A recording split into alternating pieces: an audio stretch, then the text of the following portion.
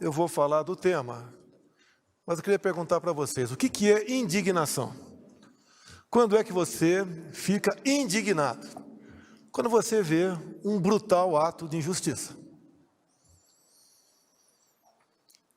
E não interessa contra quem seja esse ato de injustiça, nós temos que nos indignar. Nós temos que demonstrar o nosso sentimento. Nós temos que tentar mostrar que o outro lado está errado. Bem, tem um jurista aqui na frente, nosso ministro Humberto.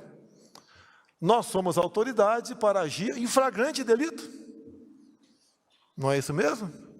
Nós podemos deter uma pessoa que tenha cometido um delito grave, de forma flagrante. Eu pergunto, eu poderia aqui agora deter alguém por ter espancado um marciano? Poderia? Acredito que não.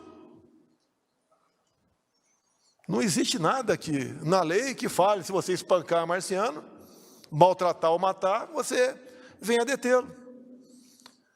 Eu pergunto a vocês, pode alguém ser punido por fake news? Olha, ele está espalhando fake news. E se esse fake news não for fake news, for uma verdade? Pior ainda. Enquanto aqui a gente está num evento voltado para fraternidade, amizade, amor, compaixão. Aqui, do outro lado da Praça dos Poderes, uma turma do Supremo Tribunal Federal, por 3-2, mantém a cassação de um deputado acusado em 2018 de espalhar fake news. Esse deputado não espalhou fake news, porque o que ele falou na live, eu também falei para todo mundo, que estava havendo fraude nas eleições de 2018. Ia se apertar o número, quando se apertava o número 1, já aparecia o 13 na tela e concluía a votação. Foram dezenas de vídeos, dezenas de pessoas ligaram para mim ao longo de toda a noite, daquela primeira votação, do primeiro turno de 2018. Isso é uma verdade. E esse deputado foi cassado. Primeiro ele foi absolvido por 7-0 no TRE do Paraná.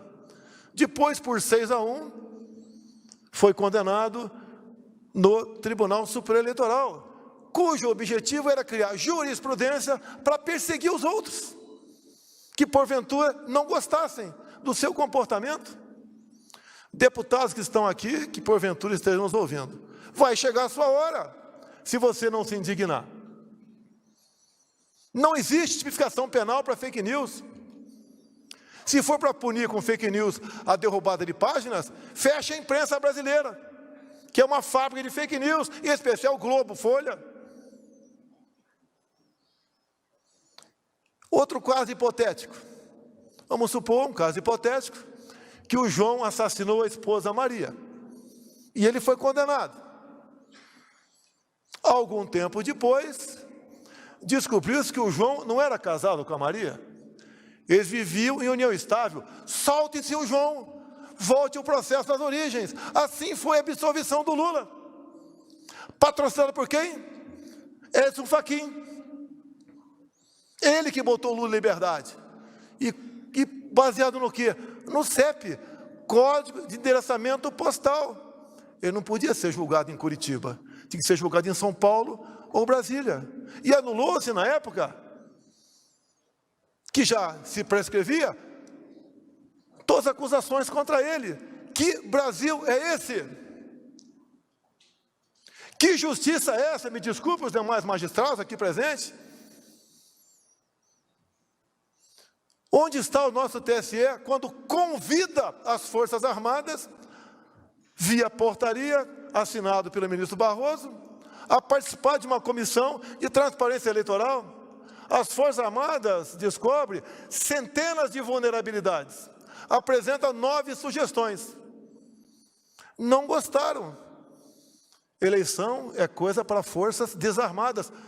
Convidaram-os para quê? Ora bolas. Para fazer papel do quê? Eu sou o chefe das Forças Armadas. Nós não vamos fazer o papel de idiotas.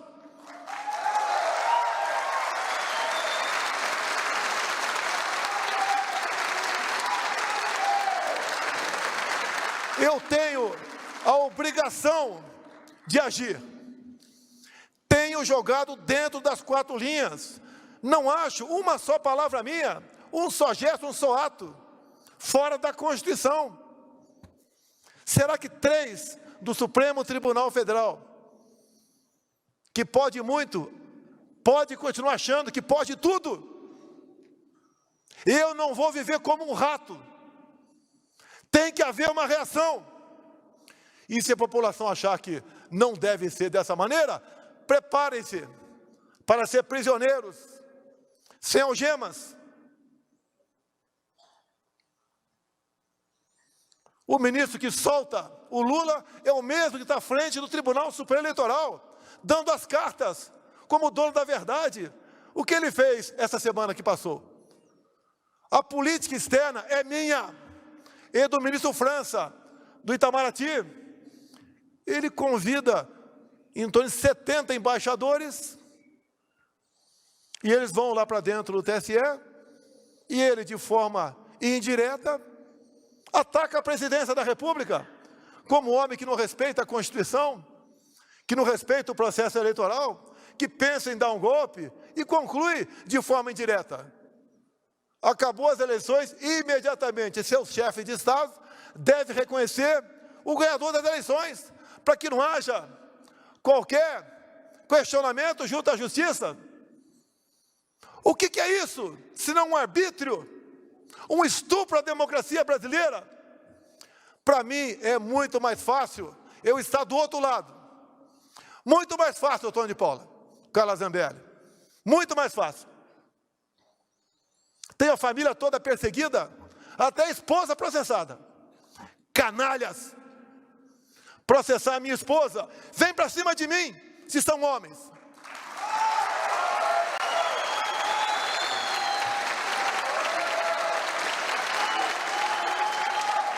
Eu sou suspeito para falar de parentes ao meu lado. A minha esposa, pelo que eu vejo, pelo que eu sei, é uma pessoa discreta, que trabalha pelos menos favorecidos, por pessoas com deficiência, aprendeu Libras, dá exemplo, porque participa ao lado da ministra da Mulher, no Dia das Mães, no horário das 20h30 da noite. Ela é processada. O que querem com isso? Essa questão, julgada agora há pouco por 3-2, o ministro Alexandre de Moraes falou, temos jurisprudência em cima do Francisquini para caçar registros e prender candidatos que, porventura, duvidem do sistema eleitoral. A dúvida, o debate, faz parte da democracia. Onde não há debate, há ditadura.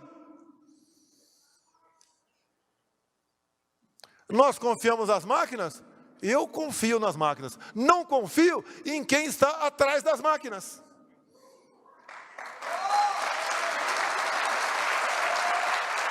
Me permitem avançar. Me permitem avançar. A minha segunda live do ano passado, onde eu peguei um inquérito da Polícia Federal, que foi aberto no início de novembro. Por que foi aberto? Porque um hacker fez uma denúncia. E a ministra Rosa Weber, que não sabia de nada, fez com que a Polícia Federal determinou que instaurasse o inquérito. O que eu vou falar aqui está dentro do inquérito, que não tinha qualquer classificação sigilosa até aquele momento. E lá está escrito dentro do inquérito, porque o delegado encarregado do inquérito pediu ao TSE informações. O TSE informou que os hackers ficaram por 8 meses dentro do TSE, com a senha do ministro Banhos. Está escrito isso. E essa imprensa não enxerga isso? Vai falar amanhã que eu estou atacando as urnas eletrônicas? Vocês serão os primeiros a ser perseguidos no futuro. Pode ter certeza disso. Os hackers tiveram 8 meses com a senha do ministro Banhos. Nos primeiros dias, o delegado encarregado do inquérito pediu os logs. 7 meses depois, o TSE informou, está no processo, que os logs foram apagados por uma firma terceirizada que fazia manutenção dos computadores. Os logs são entregues no mesmo dia, no dia seguinte. É como um backup. Por que 7 meses? Ficaram arrumando o que dentro do TSE? Porque só sobra margem para desconfiança. Será que o Datafolha está perfeitamente alinhado com o que está previsto no resultado do TSE? Nós não podemos ver sobre suspeição. Até num casal. Tem que sentar e conversar.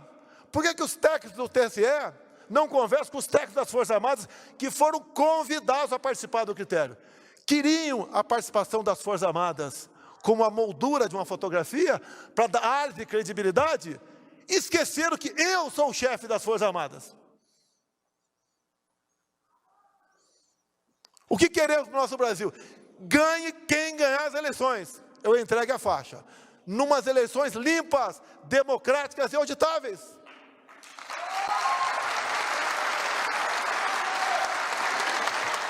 O que aconteceu no dia de ontem? Depois do show com os embaixadores, o ministro Fachin, presidente do TSE, convida lideranças religiosas. E o título do convite era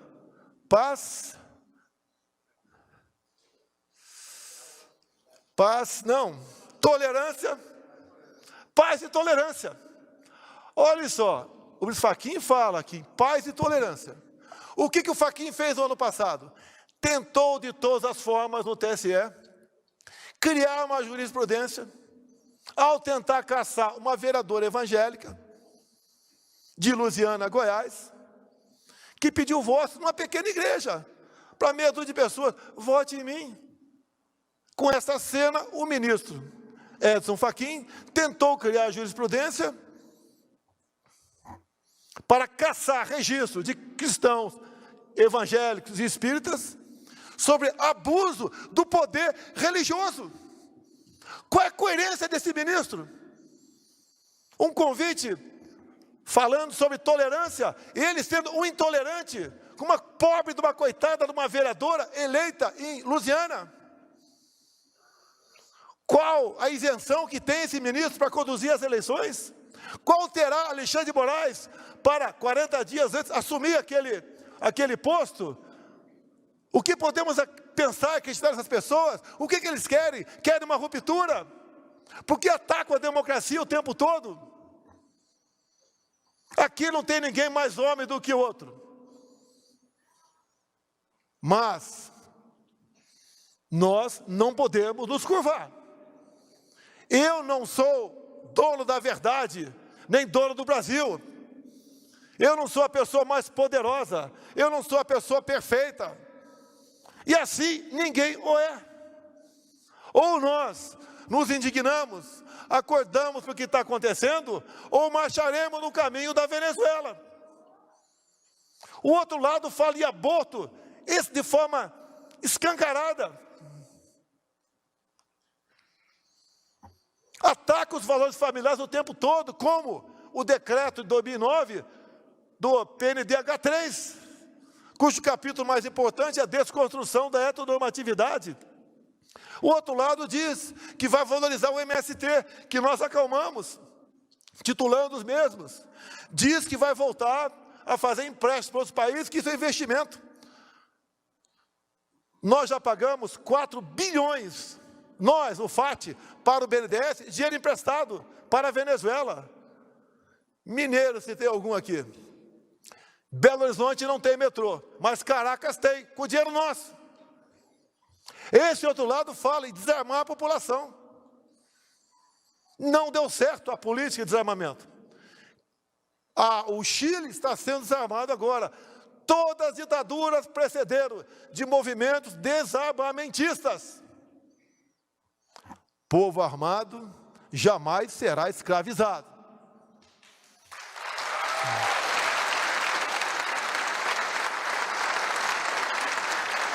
Ninguém desarma o povo americano.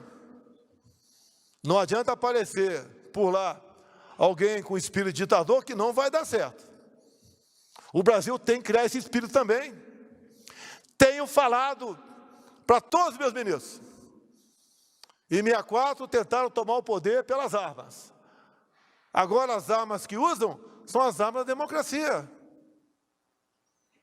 Eu quero, eu não quero, eu puno, eu caço, eu prendo um deputado por 8 meses. Eu faço com que jornalista seja exilado, outros sejam presos. Ora as bolas, se as urnas são inexpugnáveis, por que temos o Hack preso há quase 1 ano em Minas Gerais? São inexpugnáveis. O que se espera de um país que age dessa maneira?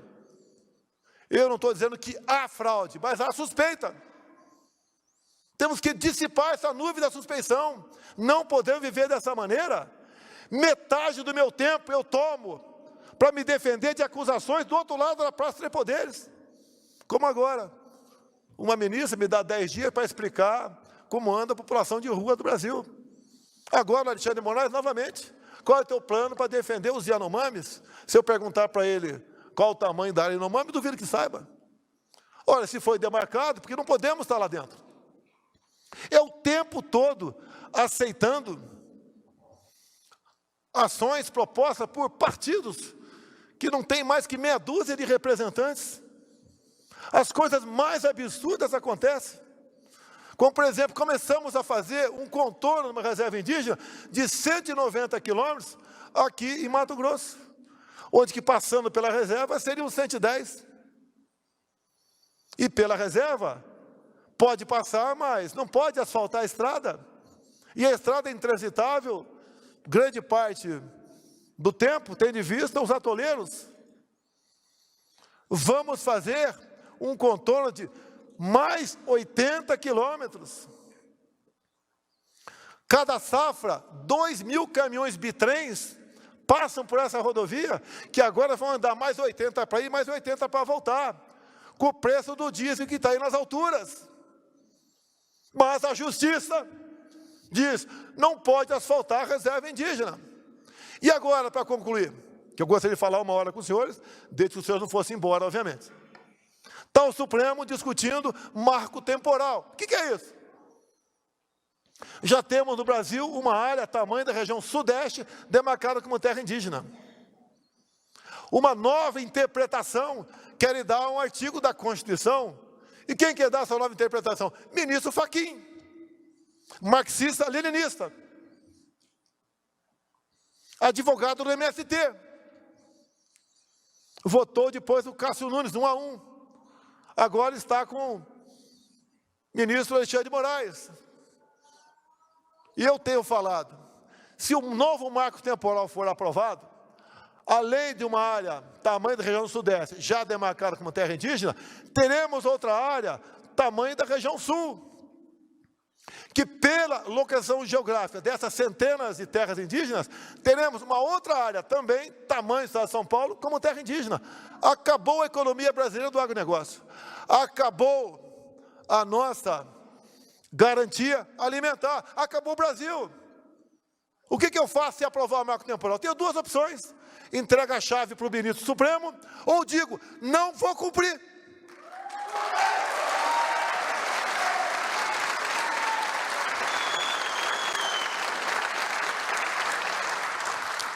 Eu fui do tempo que decisão do Supremo não se discute, se cumpre. Eu fui desse tempo.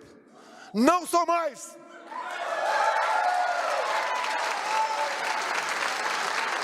Certas medidas saltam aos olhos dos leigos.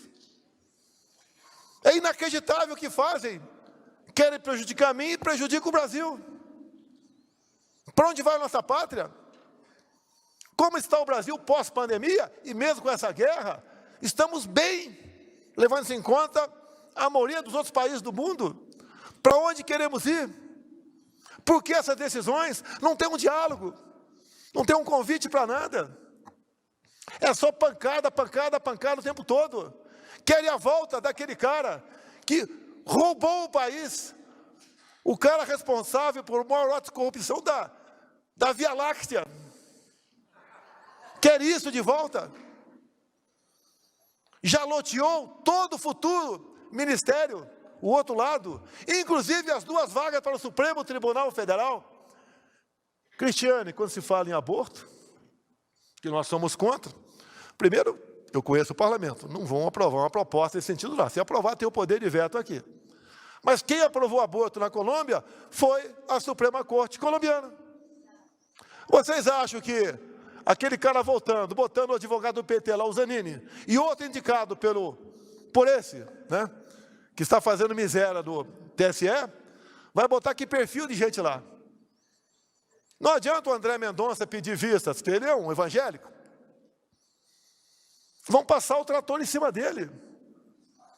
O que vão fazer com a nossa pátria? Olha o que está sendo feito via Assembleia Constituinte no Chile. Um país que estava redondinho na economia, que crescia no mínimo 5% próximo disso, todos os anos. Olha para onde foi. E olha que lá o voto é no papel. O outro lado ganhou porque o pessoal, né, resolveu se acomodar. Eu sou isentão, eu sou limpinho, uso talco pom-pom. E não foi votar. Agora estão fazendo um movimento de rua. Fora presidente do Chile. Aí aqui, as andanças minhas pelo Brasil, não é no local onde eu vou, que tem 1.000, 2.000, 5.000, 10.000 pessoas. Que ali pode falar, a gente é simpático a ele. O outro lado não consegue sair às ruas. Não sai de casa. Agora diz que está com Covid. 10 dias, que não vai, mais 10 dias, não vai sair de casa mesmo. Que eleições são essas? Eu sou do tempo que eleições ganhava quem tinha voto nas urnas. Agora parece que é quem tem amigo no TSE. E lá tem uma sala cofre, que ninguém entra. A apuração é um ato público. Qualquer um de vocês tem que entender como são feitas as apurações. Não interessa se conheçam ou não de tecnologia. E como é feito? Ninguém sabe. Pode ser que seja feito corretamente? Pode. Mas não podemos ter a suspeição. Não podemos terminar umas eleições onde um lado não vai se satisfazer com o resultado. E olha que eu sou o chefe do executivo. O que é normal seria o chefe do executivo estar conspirando para permanecer no poder. Jamais farei isso. Entrego para qualquer um a faixa. Mas tem que ganhar no voto. Transparente. Alguns falam, o Bolsonaro está fazendo isso porque está criando um clima que vai perder. Meu Deus do céu, se o Lula tem 45%, vamos dar transparência para ele ganhar no primeiro turno. Isso não é um desabafo, é um alerta à nação brasileira. Podia ter ficado quieto, como quase todos os meus ministros me aconselham. Fique quieto, fique na tua, calma. Olha, o que aconteceu agora, 3-2, o que nós estamos vendo no dia a dia, é para ficar calmo? Vamos esperar acabar o jogo para pedir o VAR? Aqui tem gente que vai votar na esquerda, tenho certeza disso. É um direito teu, parabéns. Mas quem tem que ganhar a eleição é quem tem mais voto. E outra, se houver, se por acaso houver, vai haver só para presidente? Ou não vai haver para outros cargos? Por que o TSE não fala o seguinte: presidente, deixe os técnicos das Forças Armadas vir aqui para dentro do TSE, conversar com o nosso pessoal, debater e fazer com que não tenhamos quaisquer dúvidas no pleito eleitoral? Nada mais justo do que isso. Porque vivemos na incerteza? É um milagre estar aqui. Sobreviver uma facada, um milagre, uma eleição. Quem eu era? Eu não era nada dentro do parlamento. Era mais um deputado baixo clero, que discursava para as paredes, como tantos outros discursam lá dentro. Resolvi vir candidato, porque, me desculpe, deputados, eu cansei do parlamento. Eu quero cuidar da minha vida. E falava durante a campanha, eu tenho 2 alternativas, praia ou Planalto. Me dei mal, vim para o Planalto.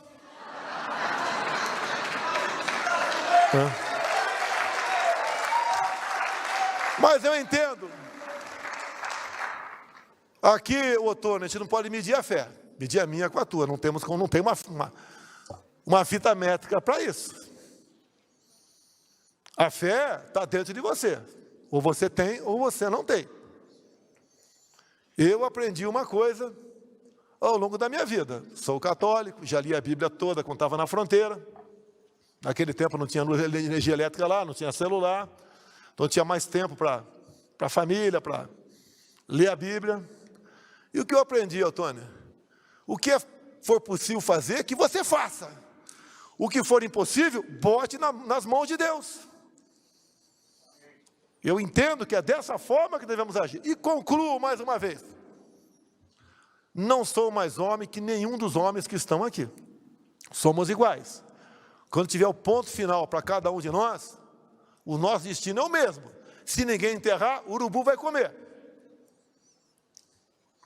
Nada temeis, nem mesmo a morte, a não ser a morte eterna. Parabéns a todos da Secretaria pelo brilhante trabalho que fazem. Não queremos que pessoas que estão vivas na memória de nós volte a ocupar lugar que já ocupou a Damares, que ocupa atualmente a Cristiane. Muito obrigado a todos vocês.